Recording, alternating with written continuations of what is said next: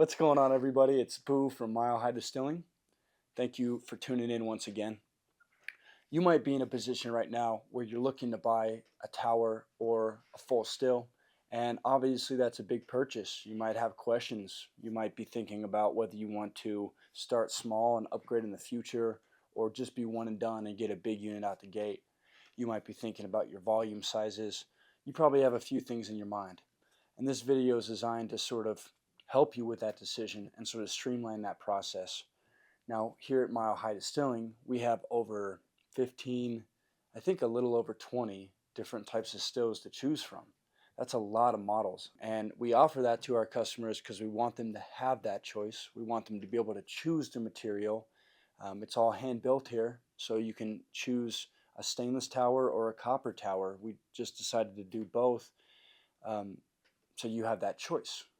We have different stills that are better for oils, essential oils, some that are better for whiskeys, some that are better for vodkas, and some that can do just all of the above.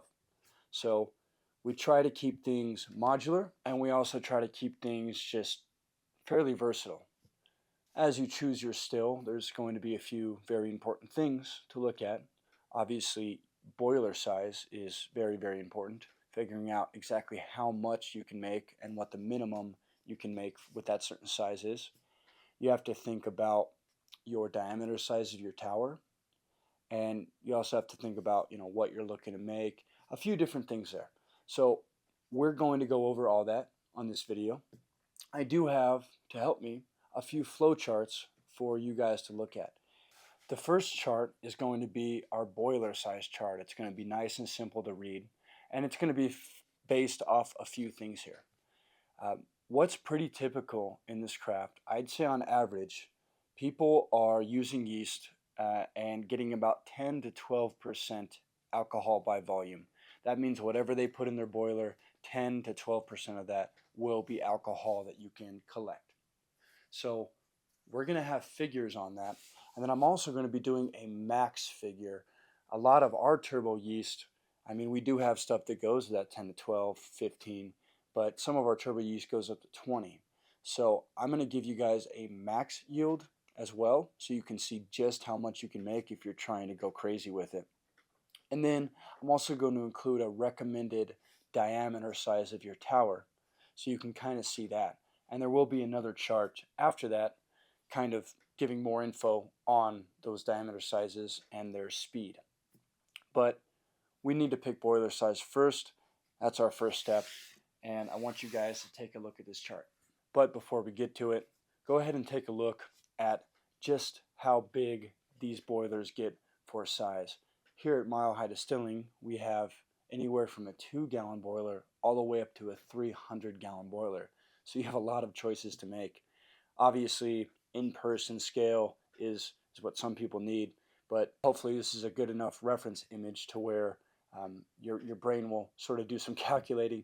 This is a dual purpose unit in front of these boilers that's going to reach a little over 3 feet tall. Now the only thing not pictured here is the 135 and 300 gallon, and that's simply just because I ran out of room. But we're looking at about, I'd say, a little over a foot in terms of height differential between the 53 and 135, and then we're going to get another foot or so in that 300 gallon. If anyone out there is looking for some actual precise specifications on those units, let us know via email, phone call. We'll get those for you. And without further ado, let's get started on some of our charts. We're going to start with the boiler size chart. And we're going to see a few things here. We're going to see a minimum and maximum capacity that the certain boiler size can handle. We're going to see obviously our expected yield and then our recommended tower size for each type of unit. There's a few things I'd like to mention here. Number one is the minimum capacity volumes you're seeing is based on if you're using an internal heating element. If you're using external heating, like a propane stove or hot plate, you really don't have a minimum in a still. Obviously, you don't want that boiler to run dry, so I'd figure out what yield you can expect per volume. Just basically make sure that that yield, that volume, is always in your boiler. And I'd personally go a little bit above that just to be 100% sure you're not going to go dry. ABV figures that I'm giving you are without cuts, so you'll still have to make your cuts, methanol, everything like that. However, keep in mind that when it's coming out of the still, it's usually such a high proof you're going to dilute with water. So more or less, it sort of rounds itself back out. Let's say you start with 2 gallons worth of distillate, you make your cuts, and you end up with about maybe 1.25 gallons, and then that's at 160 proof. You dilute that with water, and you end up with about 2 gallons, maybe a little more after. So let's start with the 2 gallon, which is an interesting unit because unlike any other unit on this list, this is kind of a set unit. I only included it because it's the smallest unit we sell. That is the Mr. Distiller. You might know it as the Still Spirits Air Still. It's got a max capacity of about 1.5 gallons. You always leave room for headspace in any still. And a minimum capacity, I would say 0.5 gallon. You can't really dry fire it or anything, but same rules apply. You can have that boiler running dry, and that's just to make sure you absolutely don't. At 12% ABV, you're expected to be just under a quart or so. And then if you go up to that 20% ABV, we're talking just over a quart, a little bit more.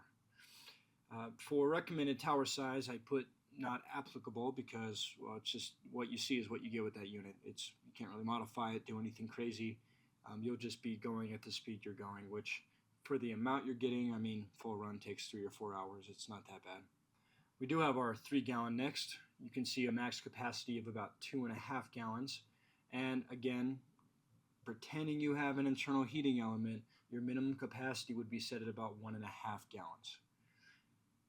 If you're at 12% ABV and you do a batch of the still, you can expect just over a quart, and at 20%, probably closer to 2 quarts. We always recommend a 2-inch tower with this unit. I wouldn't go any bigger, it just gets too top heavy. The 8 gallon, which is our best selling size, has a max of 6.5 gallons and then a minimum of 4 gallons. You might start to notice a theme here. Your minimum capacity is always half of the full capacity of the boiler. That's to make sure that element is always submerged. You never have to worry about it. So you'll see that theme. Now, in terms of percentage, we're looking at just over 3 quarts at 12% ABV, and we're talking about 1.25 gallons if we're at 20%. We usually pair that with a 2-inch tower. It flows well, runs take about 6 to 8 hours. However, this is an interesting unit size because you can put a 3-inch tower on there comfortably, not have anything be top heavy, and you're going to be having your runtime. So we're talking runtimes taking 3 to 4 hours on that unit when you pair it with a 3-inch column. Could be a good upgrade. The 16 gallon has a max of 14 and a minimum of 8. We're talking about a little over 1.5 gallons at 12% and just shy of 3 gallons at 20% ABV. That's most commonly paired with the 3-inch, which again will get us in that 6 to 8 hour runtime. But this is another unit that you can easily go up to that 4-inch diameter flute tower or something to that effect and just really boost your runtime significantly. We're talking 3 or 4 hours, real simple run, and for a pretty decent yield. So now keep in mind here too, before we continue, you don't really have to fill these boilers all the way. That's where I'm giving you that min-max. You can fill that 16 gallon boiler 10 gallons full. You can do what you want there. And obviously that'll change your runtime depending on how much is in there. Now our 26 is when things go a little pseudo-commercial. They're not really at distillery level. Some people, Pico distilleries, Nano distilleries might use them as such, but I still consider this kind of a hobbyist. This is about as big as they go on a hobby level as far as I'm concerned. And it's just a really nice setup. It's not that much more than a 16 gallon unit would be if you get the right unit. And it's got a really good capacity. We're talking about 23 gallons, a minimum of 13. And we're talking about a little under 3 gallons at 12% ABV, 4.5 gallons at a 20%. It's just a lot of spirit. And those are usually paired with a 4-inch tower. You could go 3. Things get a little slow, a little too slow for me. Probably a runtime of around 12 or so, maybe a little longer with a 3-inch. that 4 inch is going to take it down to, closer to 6, a little maybe 8. And then 53, we've got our maximum of 50 and our minimum of 26. We have a six gallon yield when we're at 12% ABV, and 10-gallon yield at 20%. Now, this tower, we do sell it with a 4-inch tower on top. Again, can be done. It's just a little on the slow side. We are talking again about 12-hour runs, sometimes longer with heat up time. So I really recommend this boiler with a 6-inch tower. It'll half that run time, closer to that six or so hour range. It just makes so much of a difference, especially because in these bigger sizes, these are usually going in distilleries, and that 8-hour window to where you're working is pretty important in a distillery. You don't really want to do the overtime all the time, so having a speedy run is important. Now, the 135 gallon has a max of 132 gallons and a minimum of 68 gallons. We're talking about almost 16 gallons worth of distillate at 12% ABV and 26 and a half gallons at 20% ABV. I do recommend the 8-inch tower for this. That 8-inch tower, we also sell it on our 53 if you want like a crazy speed run. 8-inch tower on a 135 is going to be a pretty comfortable run time, 6 to 8 hours. I'm sure I'm starting to sound like a broken record here. That's kind of the theme. All these are paired to sort of get in that range. And then finally we finish up with our 300 gallon.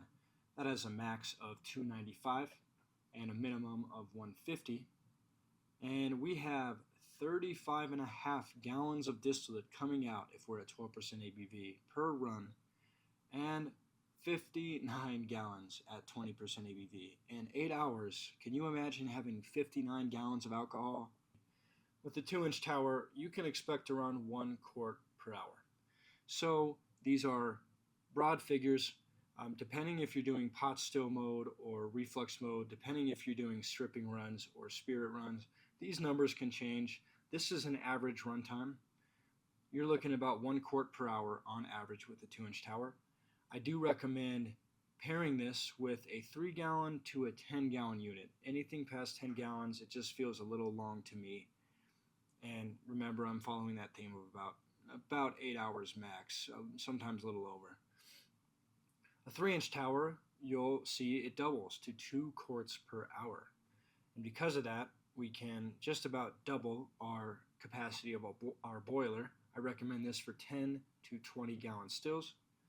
Our 4-inch tower doubles once again to 1 gallon per hour. And I do recommend this for 20 to 50 gallon stills. 6-inch towers are at 2 gallon per hour. And that's going to put you at about a 50 gallon to 80 gallon pot size.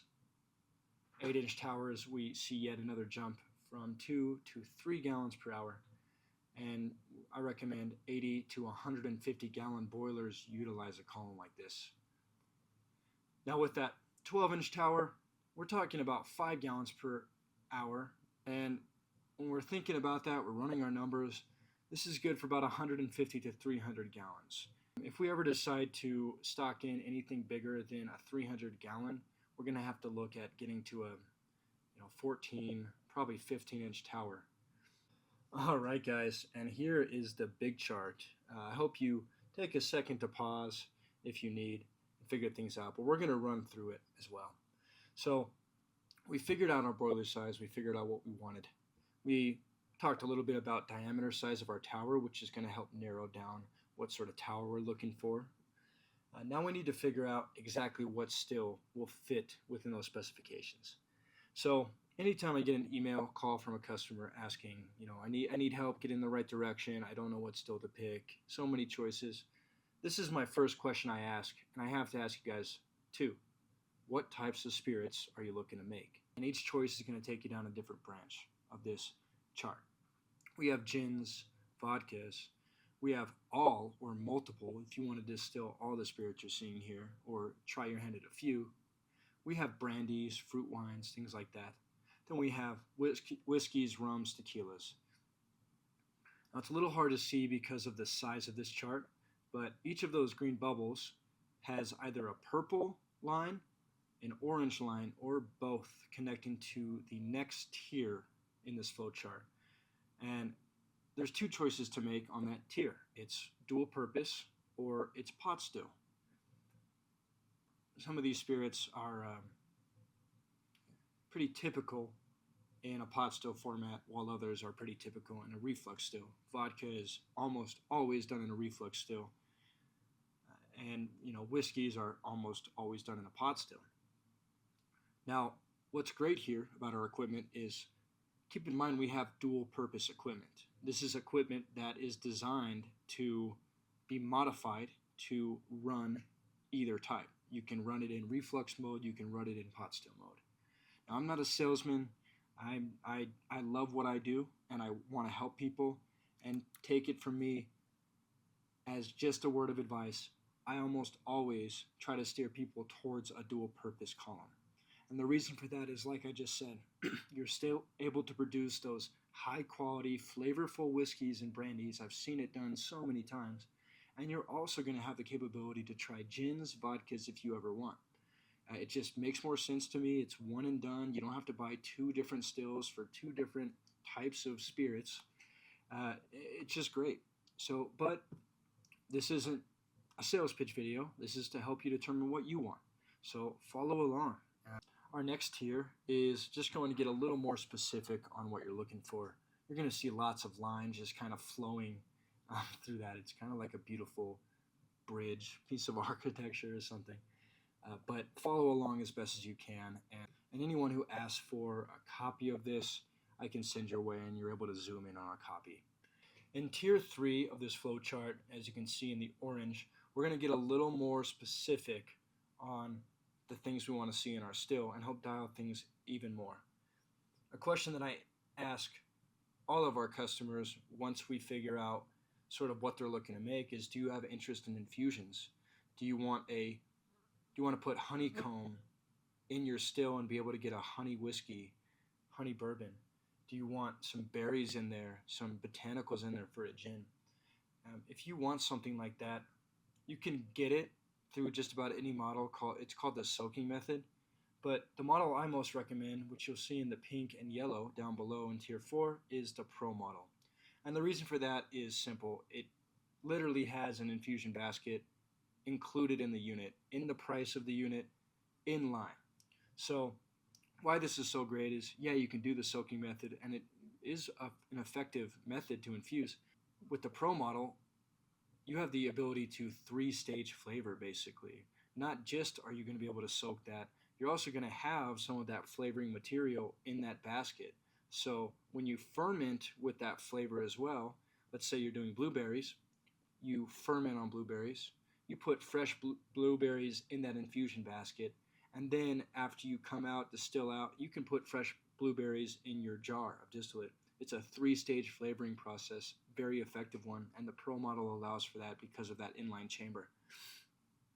To the left of the Pro model series, you're going to see the models we offer. Mighty Mini, Dual Purpose, and Torpedo Pro, all available on our site. The Mighty Mini and Dual Purpose don't change much. It's basically the Mighty Mini is the little brother of the Dual Purpose, and it's really just a size thing. I recommend the Mighty Mini for 3-gallon boiler sizes and the Dual Purpose for 8-gallon boiler sizes. With the Torpedo, you're beefing up that tower from 2-inch to 3-inch capacity, so you're doubling that run. That can go on an 8-gallon or a 16-gallon. If you're looking for anything bigger than that and still want to infuse, my next recommendation is the flute. So the flute comes in 4 or 6 section, depending how pure you're looking to get things. And it's so modular because of the design that you're able to put chambers in there with so much ease. One little add-on can help have you infuse. So I recommend the flute for people looking to infuse and are looking for a bigger boiler size than 16. Or another thing you guys might be asking yourself is, do I want to achieve 190 proof? That's about as high as you can possibly get in the still. Now, if your answer was yes, the model I would most look at is the flute. And for those that don't know, the flute is a multi-tiered chamber system. It has 4 to 6 to 8 to really whatever the amount you want. You can keep adding these chambers, and each time you do, you're increasing that purity level. And so you're able to achieve 190 proof with relative ease. It has to be run pretty slowly, which is the case in pretty much any still that's not six figures. So if you're looking to spend, $3,000 instead of 100,000, achieving 190 proof, you can do it in the flute. And to that point, I mean, technically, you can get 190 proof through any reflux still. It just always has to be run really slow. You can achieve it in that Pro model. We also have one-piece columns, which are more cost-effective than the Pros, with those same model types of Mighty Mini, dual purpose, and torpedo, and those can be just as effective. But you get it with a lot easier with the flute. Of course, some people just want something basic. If you just want a basic tower, something that's not going to break the bank too much, no bells and whistles, you're looking to go that route, one-piece models are going to be your best bet. These one-piece models, like I said, come in the Mighty Mini, usually paired with the 3-gallon. The dual purpose is an 8-gallon model. Torpedoes are usually paired with a 16-gallon model. And then there's also, if you're really just trying to be cost-effective, there's Chinese-made towers, econ line towers that we sell, and they're going to be just as good. If you're still wanting to keep with that basic format, but you just want a pot still, look a little further down, and you're going to see some options for that. You're going to have our stainless steel pot still. We're going to have a traditional pot still, which is pretty much as simple as it gets. You're going to have an alembic copper pot still, very traditional unit. A copper pot still we build as well. And then we also make that Chinese-made econ line pot still. For those who have distilled or have a little knowledge of distilling, a lot of the time when you run through a pot still, you're going to notice you're going to have flavor there, but it's a little bit harsh. It's a little bit rough around the edges. There's still some impurities in there. So maybe you're the type that is looking for something really flavorful, but it's coming out a little smoother than, you don't want that harshness. That can be done by rerunning through the pot still once more, cleaning everything up. But we also offer a thumper model, which is basically simulating a double distilled product in one pass. It uses 2 boilers, and that allows it to basically double condense. So you're coming out very smooth and still all that flavor intact with the thumper. We sell this in a variety of different sizes, an 8 to 3 gallon, up to a 26 to 8 gallon, and I've even done custom work on these. And then, like I've been mentioning to you, it can be achieved through a regular pot still or an alembic. So you're welcome to try those. It's a secondary choice of mine. I'd like to get it done in one run, but you can run more than once and get it done in a pot still or alembic, and just run as slow as possible as well. And we talked once before about not breaking the bank in our basic section, but let's say you're just trying to see exactly what your minimum cost would be to start a still. Now, I think the best bang for your buck, if you're trying to keep your buck down, is the Turbo 500. This unit isn't made through us, it's made through Still Spirits. It's a very effective unit for the price point. They're going to run you a little over $500 for a complete kit. They're able to achieve 185 proof, fully electric, plug into your countertop.